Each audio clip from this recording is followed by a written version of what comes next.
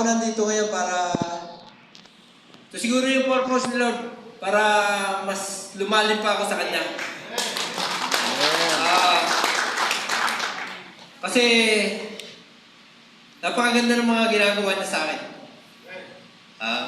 Mga prayer ko tungkol sa anak ko, testimony lang ako dahil sa gusto ko may bayagi sa inyo yung ginawang kabutihan sa akin ni Lord.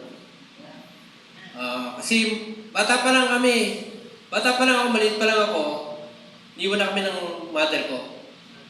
7 years old, 5 years old, 8 months. Ang tigas ng kalooban. Ang almusal namin noon, nakikipag-agawan ako sa mangga. Naghanap kami ng mangga sa kasi noong araw, dyan sa Pasong Bayo, walang pandesal pa noong araw eh. Talagang pag laboy ka na kagad kasi wala kang magulang eh. Aalmusal ka sa mangga. Ay yung mangga na may patse. Bagsak na, may patse. Yun ang inaalmusal ko. Kawalan ni Lord.